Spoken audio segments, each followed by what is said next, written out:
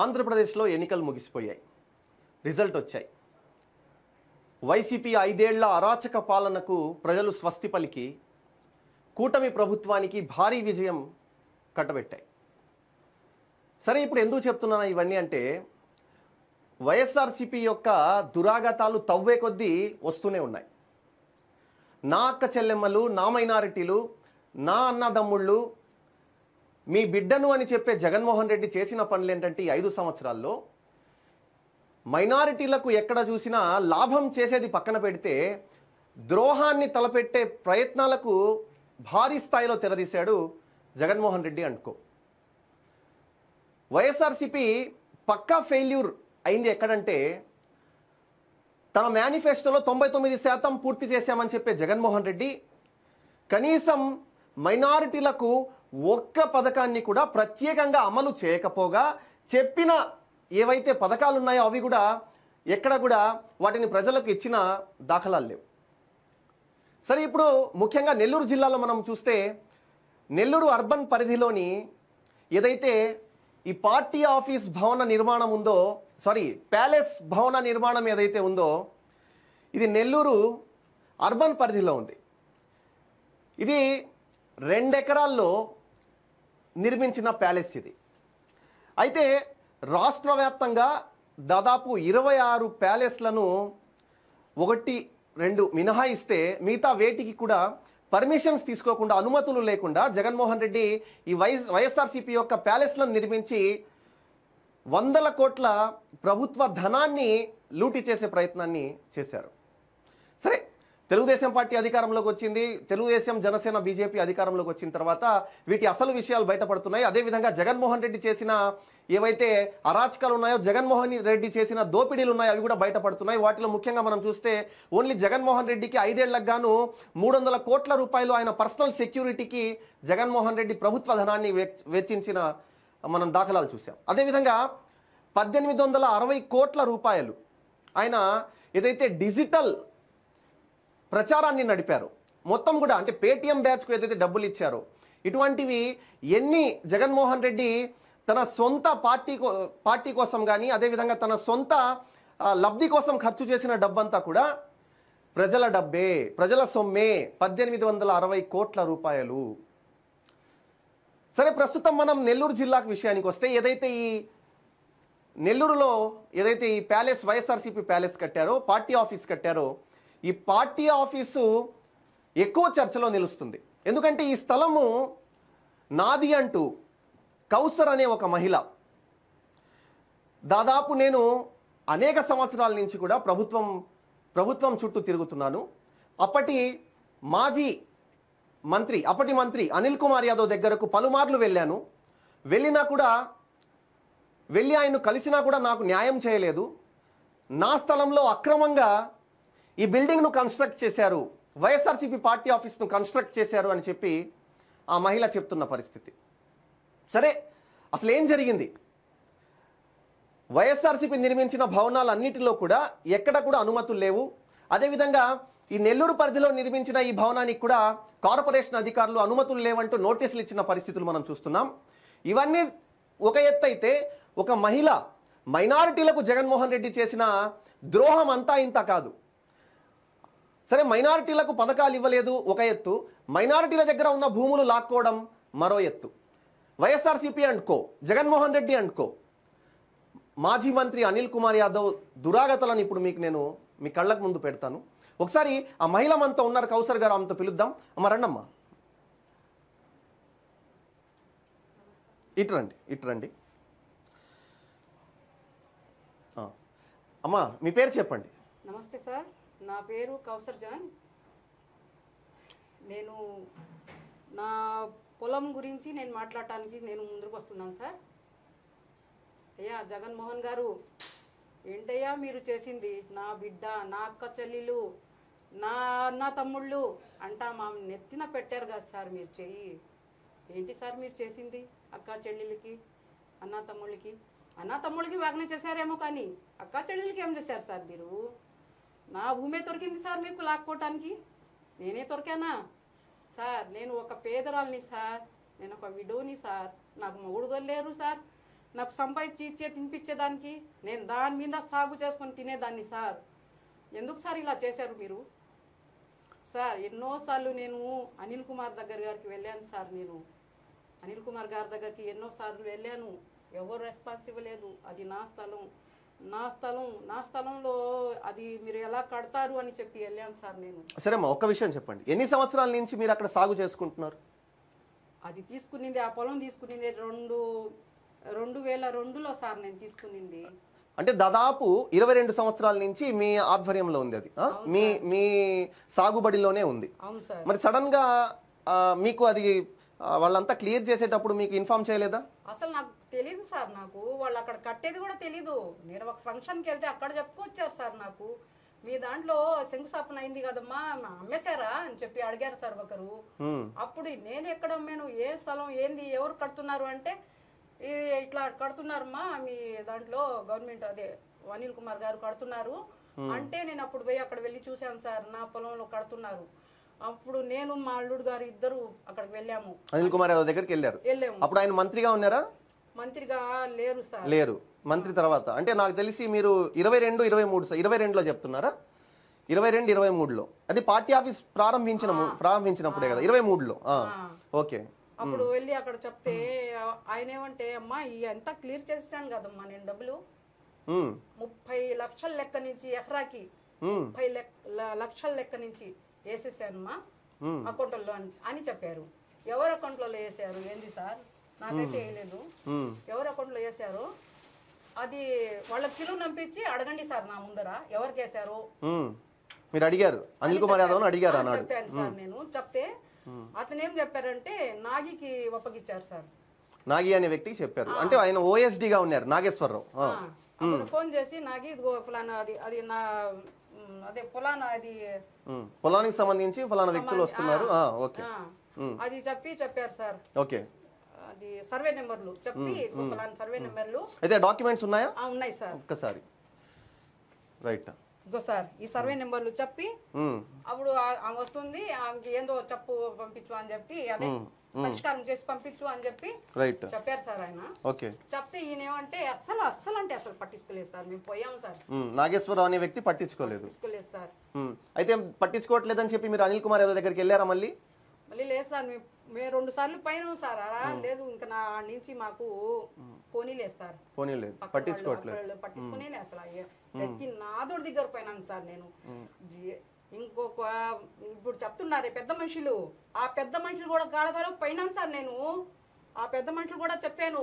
ఒక పెద్ద మనిషి అయితే రేపు రామా ఎల్లుండి రామా ఇట్లాగే తిప్పిస్తున్నారు. ఒక పెద్ద మనిషి అయితే మరి అయితే చూద్దామ్మా చేస్తామ్మా నేను పిలుస్తాను అని ఒక పెద్ద మనిషి ఏం చెప్పారంటే, అనిల్ కుమార్ ఏది ఊళ్ళోనే లేడమ్మా, రాని తర్వాతే నేను ఫోన్ చేస్తాను. మళ్ళీ పోతే ఈ రోజు రాత్రికి వచ్చాడు, పొద్దున్న వెళ్ళిపోయాడమ్మా, రేపు వస్తాడు. అంటే తను మంత్రిగా ఉన్నప్పుడు గానీ ఎమ్మెల్యేగా ఉన్నప్పుడు గానీ ఆయన అందుబాటులో ఉండడమే తక్కువ. అసలు అంటే పట్టించుకోలేదు సార్. నా గొడవ ఎవరు ఇన్లేదు సార్. నా పేదరాలు కాదు సార్, ఎవరు వింటారు సార్ నా గొడవ? అదే డబ్బు ఉన్న వాళ్ళు అయితే వింటారేమో సార్. నేను పేదరాలని కాదు సార్. పేదరాలకి కరిపాకు తీసినట్టు పారేస్తారు సార్ మనుషులు. సరే నేను చెప్పడం ఏంటంటే, ఇప్పుడు దాదాపు కోట్ల రూపాయలు పెట్టి కట్టిన ఈ బిల్డింగ్ మీకు సెటిల్మెంట్ చేసేసామని చెప్పి వాళ్ళు చెప్పారు. అది కూడా నా తమ్ముడు అంట. ఎవరు? యజ్దాని అంట నా తమ్ముడు. నాకు అసలు యజ్దాని అని పేరైతే తమ్ముడే లేడు, కానీ చేసామంటున్నారు. ఈ యజ్దాని తమ్ముడు ఎక్కడి నుంచి వచ్చాడు సార్? నాకు మా అమ్మకి మేము నలుగురివి, 2 ఆడపిల్లలు 2 మగపిల్లలు. ఈ 3వ వాడు ఎక్కడి నుంచి వచ్చాడు సార్? రైట్. సరే అమ్మా, చెప్పారు. మీరు ప్రభుత్వ అధికారుల దగ్గరికి ఎవరి దగ్గర వెళ్ళారా?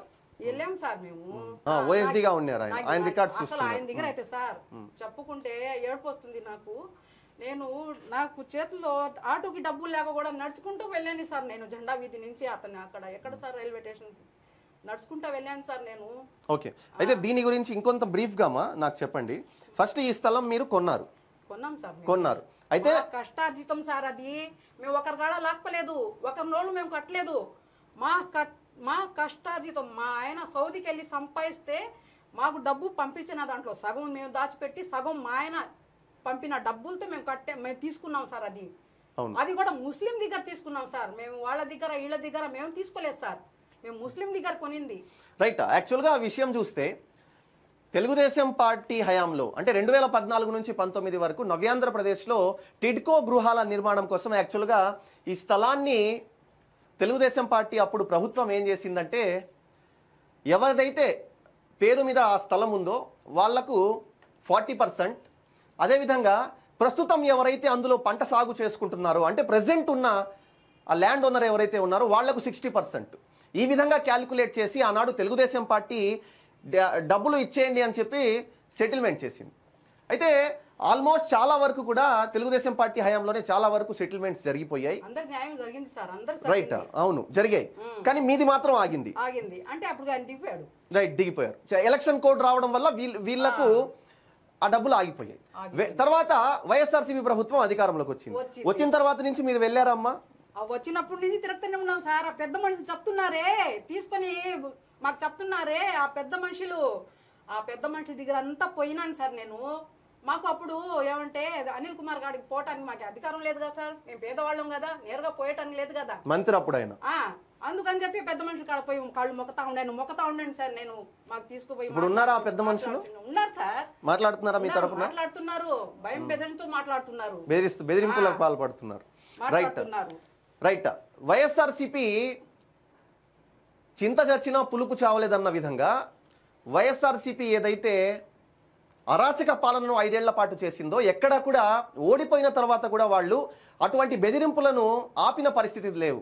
ఎందుకంటే ఒక మహిళ, ఒక పేద మహిళ, ఈమె న్యాయం చేయండి అని చెప్పి తిరుగుతుంటే ఈమెకు న్యాయం చేయకపోగా రివర్స్లో మా అనిల్ కుమార్ యాదవ్ను అంటావా అని చెప్పి వాళ్ళు ఈమె మీద బెదిరింపులకు పాల్పడుతున్న పరిస్థితులు చూస్తున్నాం.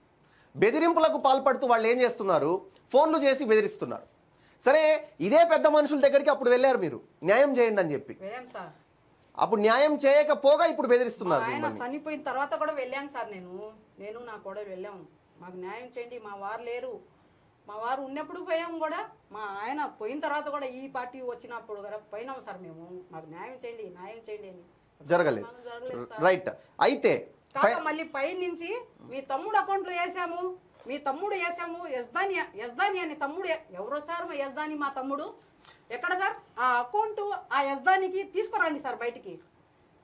కానీ నాకు ఇప్పుడు కావాలి, నా తమ్ముడు ఎవరో యజ్దాని ఎవరో నాకు ఇప్పుడు చూపియాలి సార్. నా పొలము, మీ తమ్ముడికి ఏంటి డబ్బులు వేసేది అంతే కదా? మీ పొలానికి సంబంధించి మీకు వేయాల్సింది ఎవరికో వేయడం ఏంది? సరే, అలాగన్నా తమ్ముడు ఉన్నాడా అంటే ఆ పేరుతో గల తమ్ముడు లేడు. సరే, వైఎస్ఆర్సీపీ ఆంధ్రప్రదేశ్లో 5 ఏళ్ల పాటు జరిగింది ఇదే.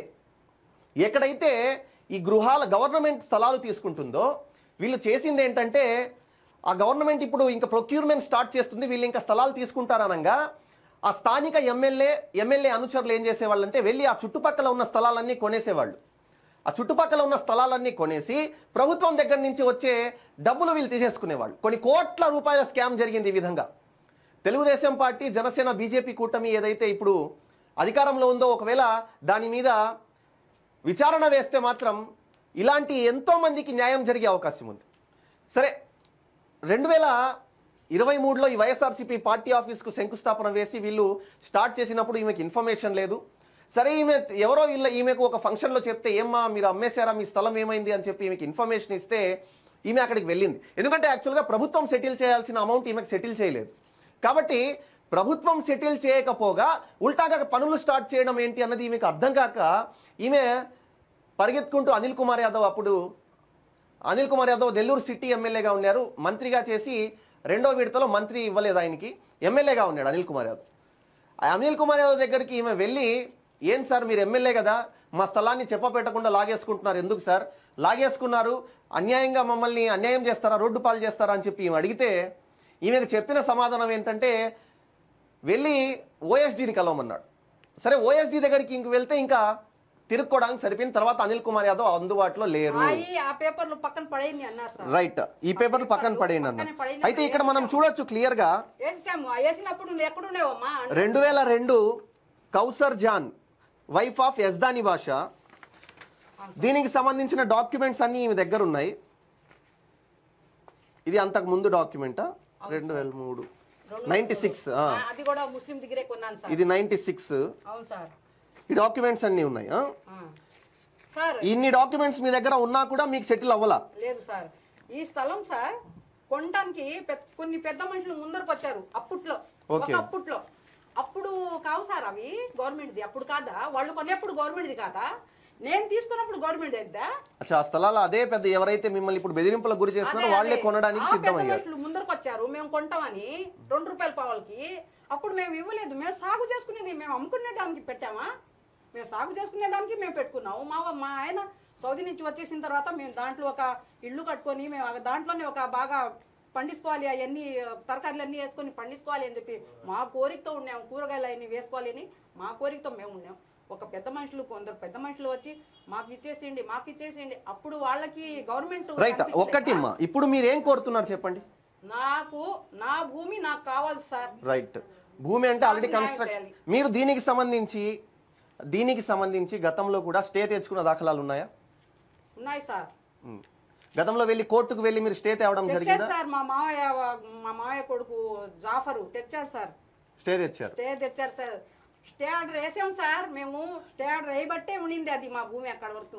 ప్రతిదంతా తీసుకున్నారు వాళ్ళు. కానీ మీ భూమి అలాగే ఉండింది, వీళ్ళు మాత్రం చెప్పా పెట్టకుండా కబ్జా చేసేసారు సార్. అంటే వాళ్ళ దౌర్జన్యాలు ఆ స్థాయిలో ఉన్నాయి, వైఎస్ఆర్సీపీ దౌర్జన్యాలు ఆ రోజుల్లో. రైట్. ఇంకొకటి అమ్మా, ఫైనల్ గా మీరు ఏం కోరుతున్నారు? మీకు ఏం న్యాయం కావాలంటున్నారు ఇప్పుడు? నాకు నా భూమి కావాలి సార్. అయితే తెలుగుదేశం పార్టీ హయాంలో తెలుగుదేశం పార్టీ ఒకవేళ 2019లో తిరిగి అధికారంలోకి వచ్చుంటే మీకు సెటిల్మెంట్ న్యాయం జరిగిపోయేది. న్యాయం జరిగేది సార్.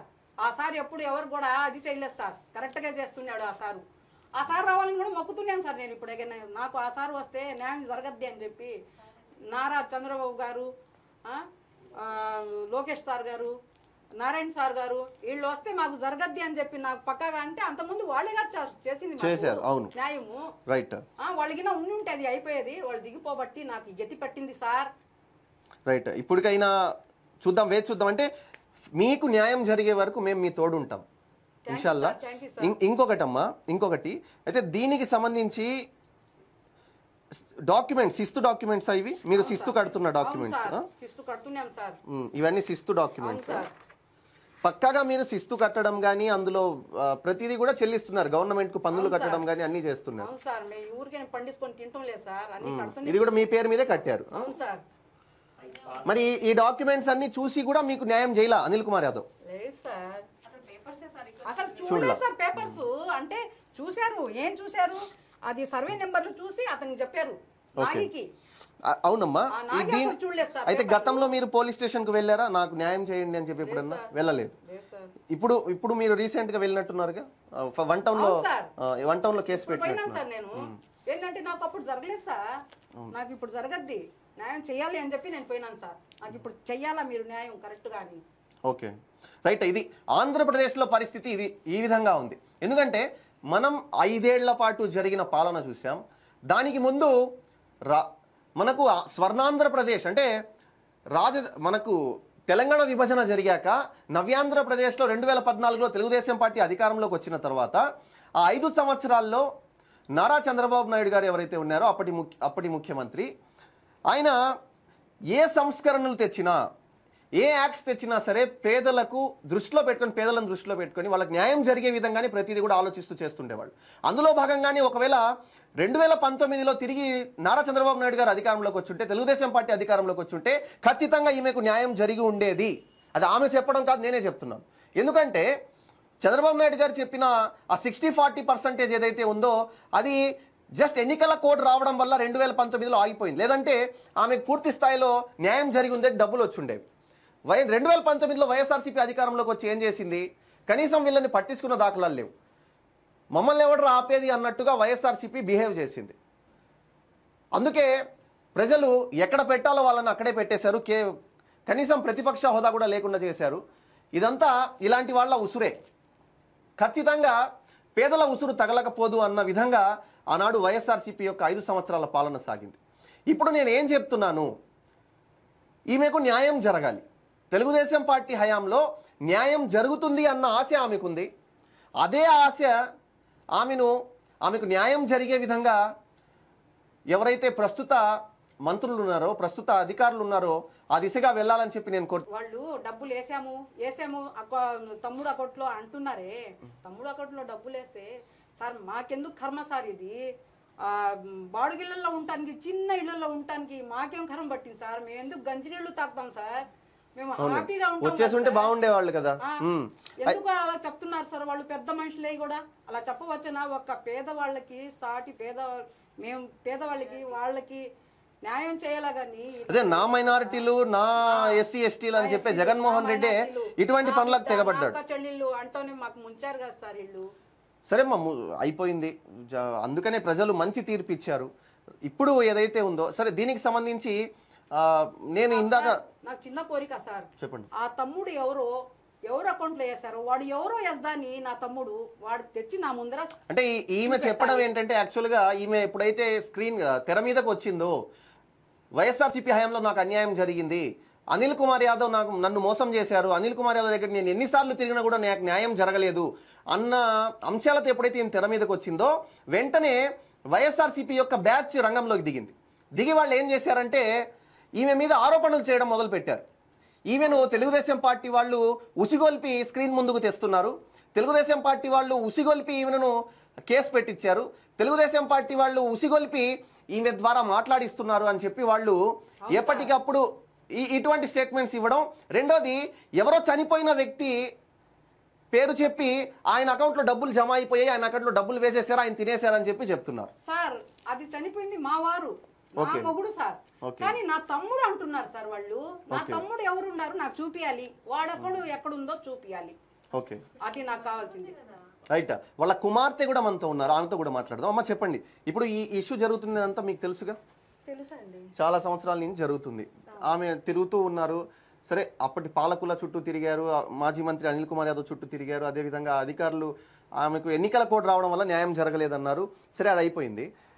అయితే రీసెంట్గా ఏదైతే ఆమె వన్ టౌన్లో కేసు పెట్టారో దానికి సంబంధించి మీకు ఏమైనా బెదిరింపులు వస్తున్నాయా? వన్ టౌన్ లో కేసు అనిల్ కుమార్ సార్ గారి మీద కేసు ఎందుకు పెట్టారు అన్న మాకు వచ్చాయి, కొన్ని బెదిరింపులు వచ్చాయి. ఎందుకు పెట్టారు అని అంటే, మీరు చెప్తున్నారు ఫలానా యజ్దాని మీ తమ్ముడు అన్న యజ్దాని అకౌంట్ లో వేసేసాము, 20 lakhs ఆ గవర్నమెంట్ నిర్ణయించింది బిఫోర్ టీడీపీ 19 ముందు ఎలక్షన్స్ కి ముందు వాళ్ళు 20 lakhs అని ఫిక్స్ చేశారు. ఆ తర్వాత 4 years అయ్యింది కదా, ఆ 4 years లో 1 లక్ష ఎక్స్ట్రా చొప్పున, సంవత్సరానికి 1 లక్ష ఎక్స్ట్రా చొప్పున 24 లక్షలు మీ తమ్ముడే అన్నగారి అకౌంట్ లో వేసాము అని అన్నారు. అది మరి అది తప్పే కదా మరి. అవునులేండి, ఆమె బతికున్నప్పుడు మేము బాధితులు, మేము తిరిగాము, ల్యాండ్ హోల్డర్ అకౌంట్ లో వేయాలి.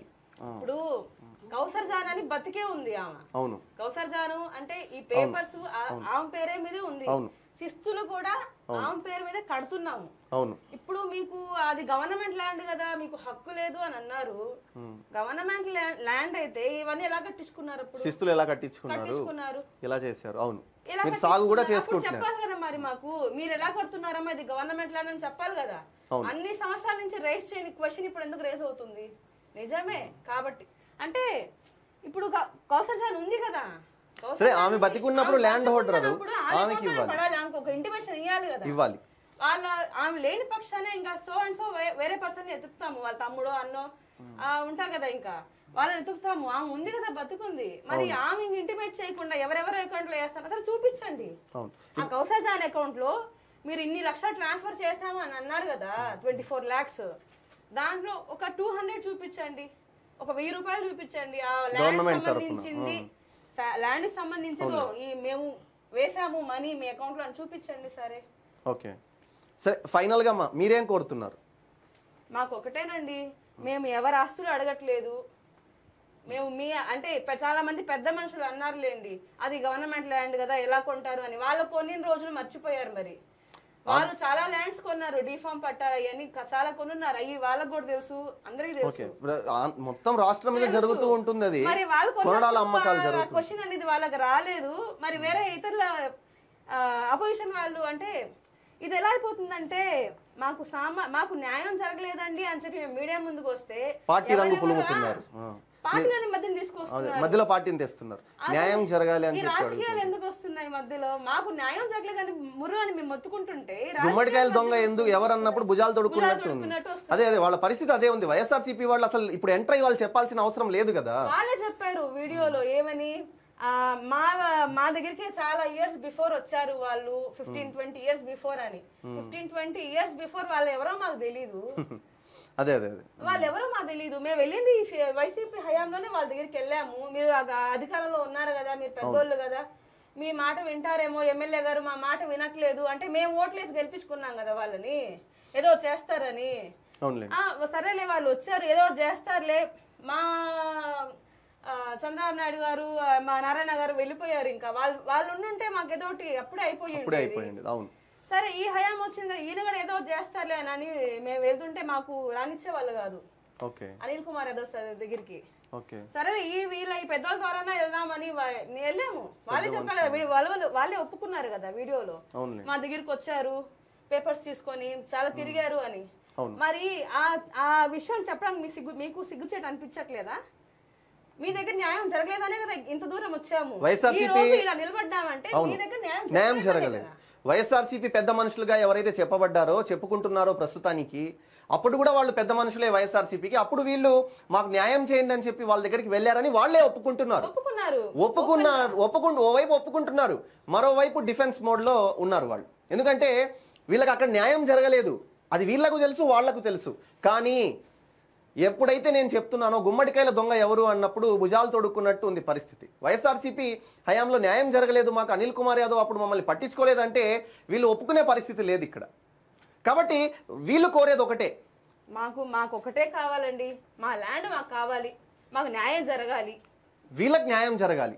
ఏదైతే ఈ ల్యాండ్ లో వీళ్ళు అక్రమ నిర్మాణం, ఒకటి అనుమతులు లేవు, రెండోది ల్యాండ్ ఇలా వీళ్ళ దగ్గర నుంచి అక్రమంగా వీళ్ళ కనీసం గవర్నమెంట్ తరపు నుంచి సెటిల్మెంట్ కూడా చేయకుండా ఈ ల్యాండ్ ఏదైతే వీళ్ళు తీసుకొని అక్రమ నిర్మాణం చేపట్టారో, దీన్ని ఇప్పటికే నాకు తెలిసి చాలా వరకు కూడా కట్టడాలు కూల్చేసేందుకు, అంటే అక్రమ కట్టడాలు కూల్చేసేందుకు కూడా కౌంటర్లు దాఖలవుతున్న పరిస్థితుల్లో వీళ్లకు కూడా న్యాయం జరుగుతుంది అన్న ఒక ఆశతో వీళ్ళు ప్రభుత్వం మీద అధికారంలో ఉండేసి వైఎస్ఆర్ సిపి వాళ్ళ అధికారులు, అంటే ఇప్పుడు ప్రెసెంట్ లేరులేండి, ఇంతకు ముందు ఉన్న వాళ్ళు, ఇప్పుడు ఏంటంటే వాళ్ళు ముస్లిమ్స్ మన మైనార్టీ అక్క చెల్లిలే కదా, రే మనకు తెలిసిన వాళ్ళే కదా అని చెప్పి కొంచెం కూడా జాలి చూపించకుండా ఇంకా మా మీద లేనిపోయిన ఆరోపాలు ఎందుకు వేస్తున్నారు?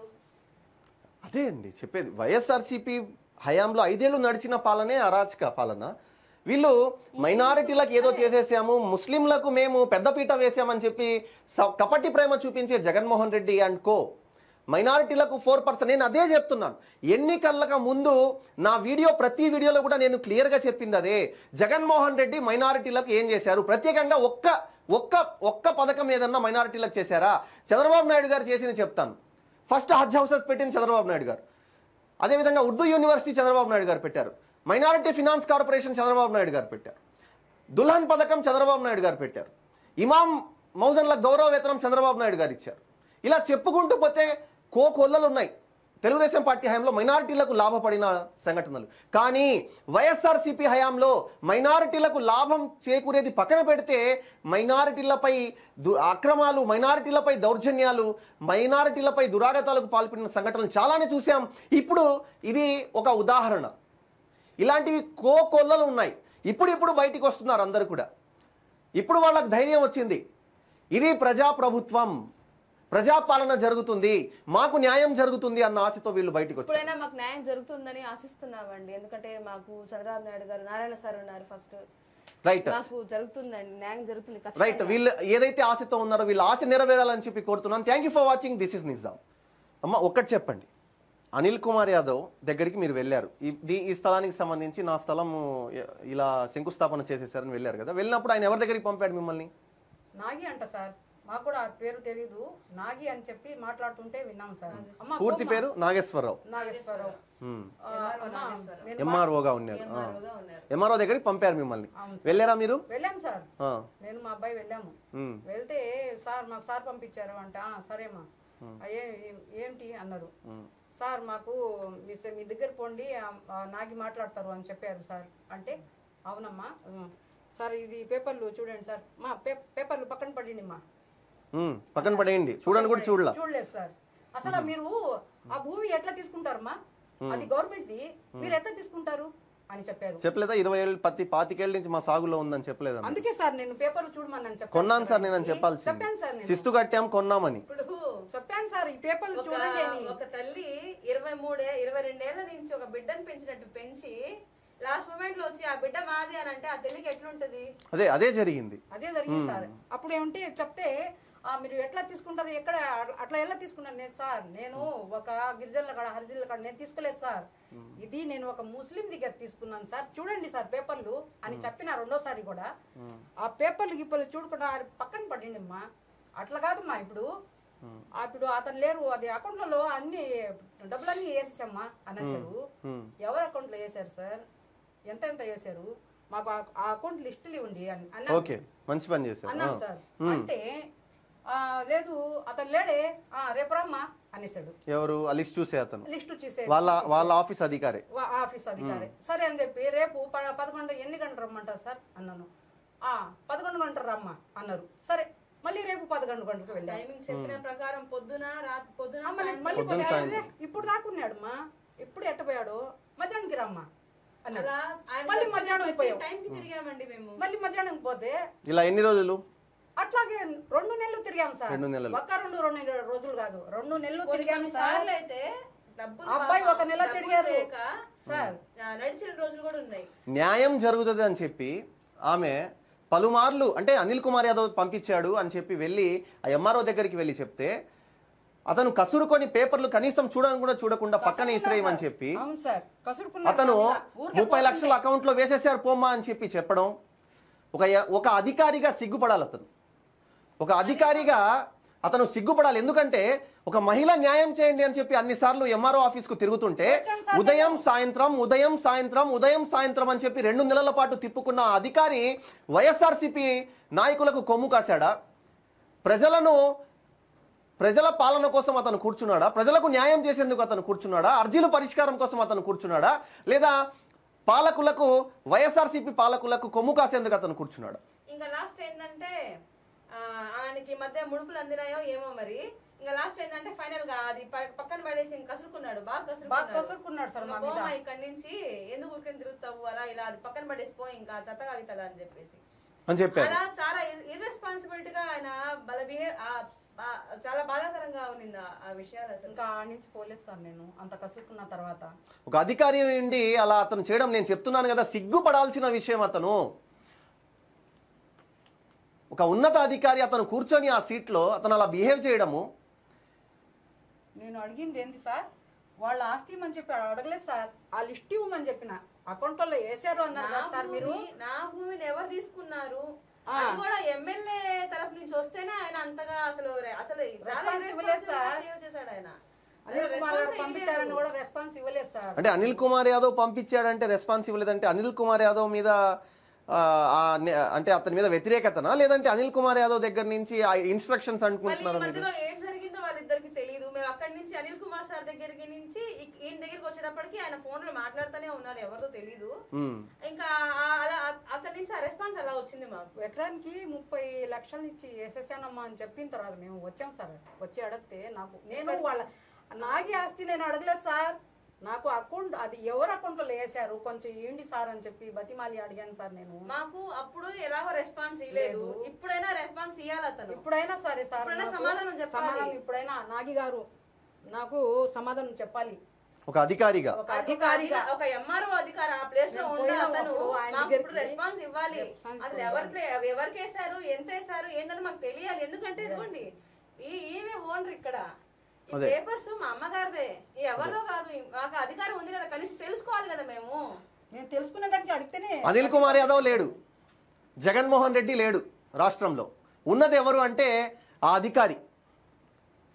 పార్టీలకు కొమ్ము కాసిన అధికారులు ఆ స్థానంలో 30 ఏళ్ల పాటు ఉంటారన్న ఒక కనీస ఆలోచనను మర్చిపోయి ఆనాడు అధికారులకు వాళ్ళు కాసిన కొమ్ము ఈనాడు వాళ్ల మెడకే బిగుసుకునే పరిస్థితి.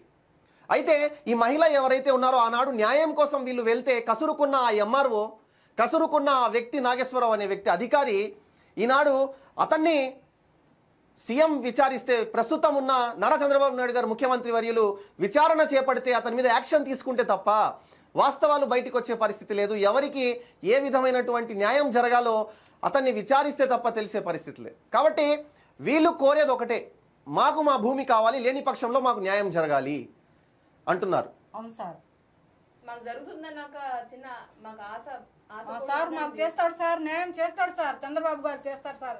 చంద్రబాబు గారు నమస్తే. చంద్రబాబు గారు మీరు ఉండి ఉంటే నాకు ఈ భూమి ఎప్పుడో వచ్చేది సార్.